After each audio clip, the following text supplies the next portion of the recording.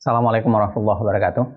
Saya Zainal Irfin Mohtar, panjang umur perjuangan. Kita ketemu lagi hari ini.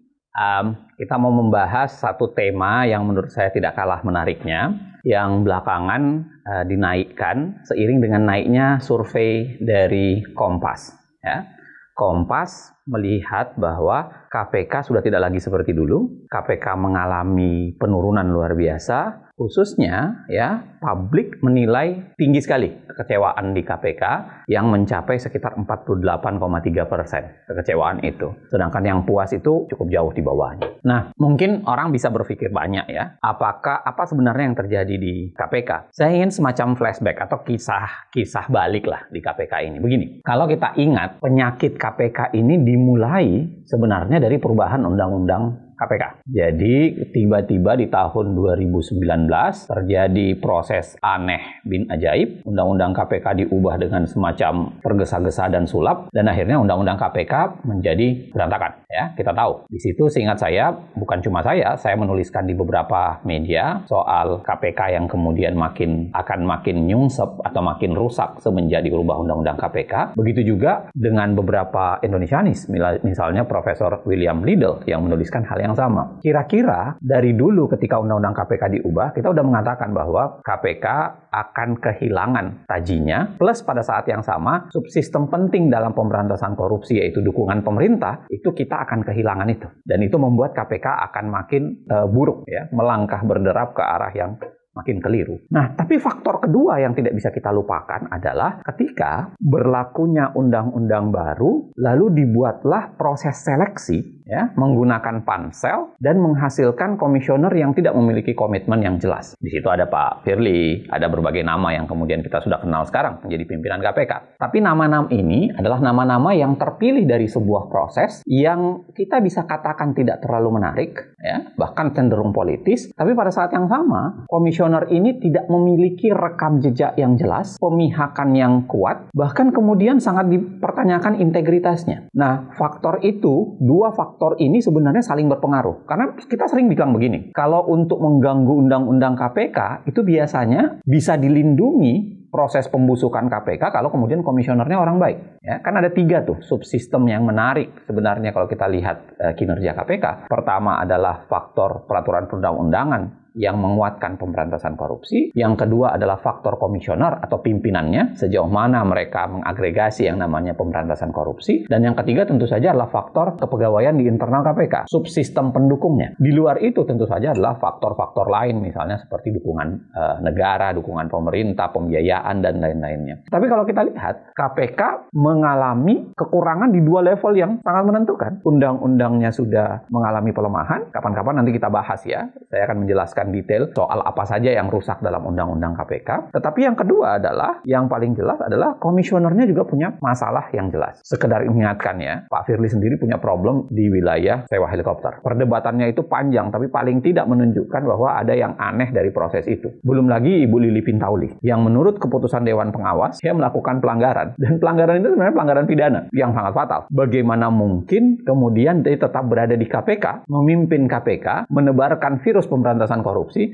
kalau kemudian dia punya masalah yang sama di wilayah pelanggaran undang-undang. Nah, yang ketiga, dan ini tentu saja nyambung. Tadi saya sudah sampaikan, selain dari undang-undangnya, lalu kemudian rekrutmen yang bermasalah, akhirnya menghasilkan kepemimpinan yang bermasalah, atau yang punya problem integritas, bahkan para pemimpin ini menggunakan kuasanya untuk menyingkirkan pegawai-pegawai yang dinilai cukup baik. Saya tidak mengatakan bahwa di KPK sekarang tidak ada lagi orang baik, bukan itu. Tapi yang saya mau katakan, ada begitu banyak orang baik yang membangun semangat perlawanan anti korupsi, yang membangun semangat perlawanan untuk memberantas korupsi, semangat anti korupsinya cukup tinggi, itu kemudian ditendang keluar dari KPK, dari kasus-kasus yang kita ingat dalam proses TWK, tes wawasan kebangsaan. Nah, saya ingin mengatakan, sebenarnya inilah yang membingkai kenapa KPK menjadi buruk. Dan akhirnya, semua parameter, kalau kita melihat pemberantasan korupsi, itu menjadi menurun. Satu misalnya ya, kalau kita lihat dari segi penindakan, OTT-nya jauh berkurang, dari segi penindakan, jauh berkurang, bahkan kemudian kalau kita lihat penindakan pemberantasan korupsi yang baik itu kan setidaknya 3 level. Ada satu adalah dia bisa mengungkap perkara, menjelaskan perkaranya secara detail. Yang kedua, membawa semua pelaku ke arah pertanggungjawaban hukum. Jadi semua pelakunya dibawa ke proses pertanggungjawaban hukum. Dan yang ketiga adalah dia punya resep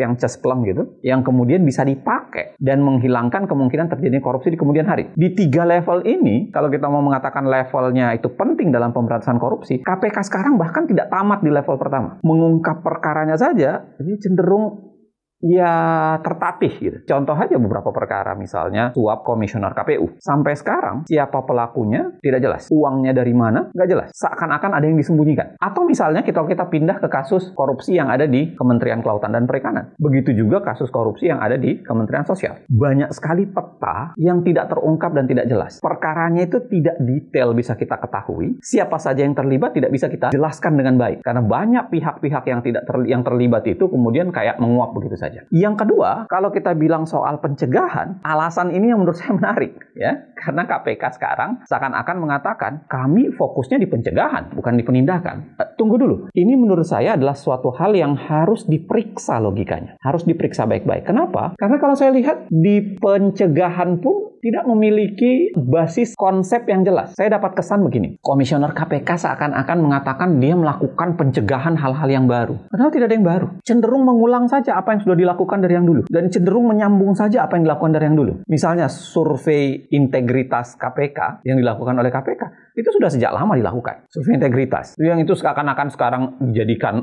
jadikan hal yang luar biasa oleh KPK bahwa kami melakukan survei integritas. Dulu dilakukan walaupun dalam bentuk berbeda, misalnya bekerja sama dengan BPS. Pencegahan KPK dulu juga berjalan. Bahkan punya semacam tim gerakan nasional penyelamatan sumber daya alam waktu itu. Dan hasilnya jauh lebih jelas. Artinya apa? Kalaupun pencegahan dijadikan alasan, harusnya bisa diukur dong. Harusnya bisa dievaluasi dong. Kalaupun pakai misalnya alasan KPK bahwa kami sudah menyelamatkan uang jauh lebih besar. Tunggu dulu. Itu hanya soalan menilai potensi kerugian itu berbasis apa? Apakah berbasis total loss semuanya, sehingga dipandang terjadi pembengkakan luar biasa atau gemuknya besarnya luar biasa penyelamatannya, atau karena dipakai actual loss-nya saja, potensi penyelamatannya di wilayah itu. Itu hal-hal yang menurut saya sangat bisa diperdebatkan. Yang berikutnya, kenapa faktor penting yang membuat KPK menjadi makin lemah, itu adalah rajinnya para komisioner KPK untuk memproduksi yang namanya kontroversi. Kalau memproduksi pemberantasan korupsi baik, tapi kalau memproduksi kontroversi sama sekali tidak menarik buat publik. Begitu banyak kontroversi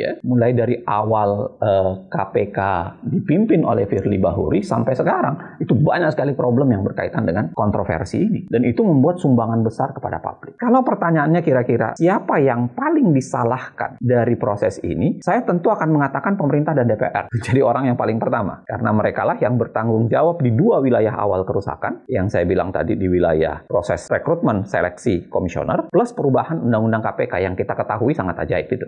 Ya, Mahkamah Konstitusi juga punya kondisi tertentu. Karena kita ketahui putusan MK malah mengamini proses yang dalam tanda kutip sakit, na'udzubillah. Apalagi, siapa lagi yang bertanggung jawab? Tentu saja komisioner KPK. Orang sering mengatakan bahwa KPK di bawah kepemimpinan Firly Bahuri menjadi buruk. Saya mengatakan iya, tapi jangan pernah lempar kegagalan itu hanya pada Pak Firly Bahuri. Firly Bahuri itu hanya 1/5 di antara komisioner KPK. Ada 5 komisioner KPK lainnya. Ada 4 komisioner KPK lainnya yang membentuk menjadi 5 komisioner KPK. Firly Bahuri tidak bisa sendirian. Firly Bahuri tidak bisa merusak KPK. Kalau kita anggap merusak KPK itu sendirian. Tentu harus atas persetujuan 4 orang yang lainnya. Artinya apa? Tagihan komitmen perbaikan KPK itu tidak bisa hanya diserahkan kepada Firly Bahuri. Harus diserahkan ke 4 lainnya. Tanggung jawabnya apa? Tanggung jawab renteng, bareng-bareng. Mereka lah yang merusak KPK secara bersamaan dengan membuat KPK menjadi melangkah berderap ke arah keliru yang seperti sekarang. Terakhir, ini yang menurut saya menarik. Dan tentu saja ini opini saya. Bagaimana nasib KPK ketika KPK sudah mengalami pembusukan seperti ini? Tergantung Anda mau melakukan pendekatannya secara apa. Kalau Anda pendekatannya optimis, Anda akan mengatakan, ya sudahlah, nanti mudah-mudahan KPK bisa kita perbaiki, orang Firly Bahuri akan pindah, lalu kemudian KPK akan masuk orang baru yang mungkin akan melakukan perbaikan. Pendekatan yang sedikit realistis akan mengatakan sulit memperbaiki KPK karena undang-undangnya sudah rusak, komisionernya sudah rusak, bahkan subsistem yang akan memilih siapa komisioner berikutnya ya mirip-mirip saja dengan lembaga atau dengan proses yang memilih Pak Firly Bahuri CS. Jadi apa yang Anda mengharapkan?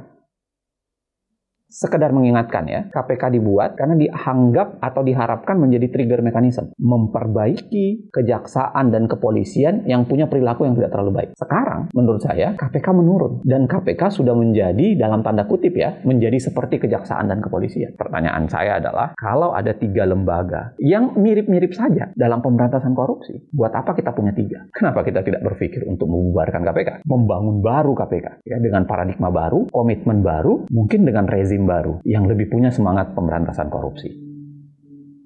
Terima kasih. Panjang umur perjuangan. Saya Zainal Arifin Mokhtar. Assalamualaikum warahmatullahi wabarakatuh.